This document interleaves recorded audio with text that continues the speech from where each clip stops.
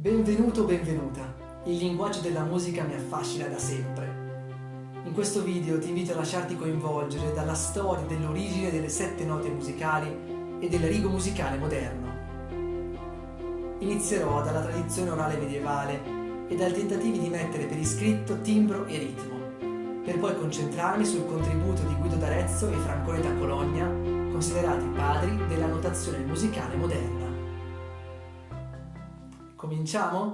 L'origine della notazione musicale, che abbiamo imparato a scuola, risale alla musica sacra medievale.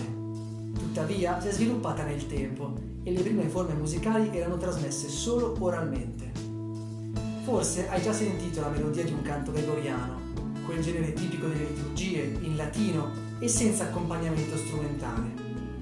Ecco, all'inizio queste melodie venivano imparate a memoria, ascoltandole ripetutamente. A partire dal X secolo le cose cambiano e vengono introdotti un insieme di segni grafici, chiamati neumi, che rappresentavano l'altezza relativa delle note che dovevano essere cantate. Con altezza intendo la frequenza fondamentale di un suono, che ci permette di indicare se esso sia acuto o grave. Come puoi immaginare, risultava ancora difficile eseguire la melodia senza conoscerla o averla già ascoltata. Oltre ad essere approssimativi, infatti, ai neumi mancava un chiaro riferimento per fissare la posizione delle note. Lo capirono anche allora, e la notazione iniziò ad arricchirsi per poter essere letta a prima vista. Il completamento del rigo musicale nella forma del tetragramma, cioè con 4 righi, è attribuita a Guido d'Arezzo, un monaco benedettino di fine X secolo. Da qui in avanti le note saranno rappresentate con quadrati o rombi. Guido ha anche introdotto una tecnica di solfeggio basata sull'analogia con intervalli musicali noti. La novità sta nell'imparare a memoria l'intonazione delle note di una sola melodia, per poi far riferimento ad essa per eseguire gli altri canti. Guido scelse l'inno di San Giovanni.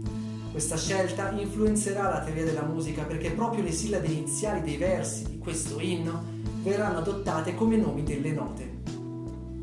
Penserai che manchi una nota e hai ragione, ma in quel periodo le melodie dei canti sacri potevano essere descritte dalla combinazione di 6 note soltanto.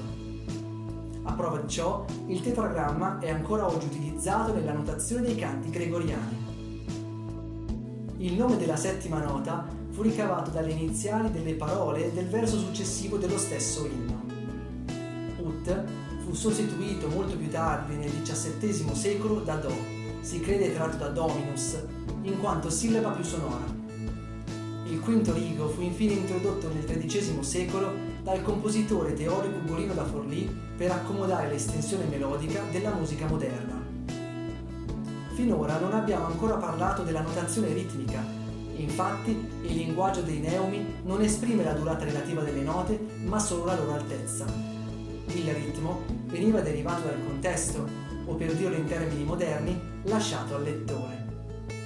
È attorno al 1250 che il teorico tedesco Francone da Cologna inventa dei simboli per descrivere la durata di una nota. Il salto è ormai breve da questa notazione a quella che conosciamo oggi.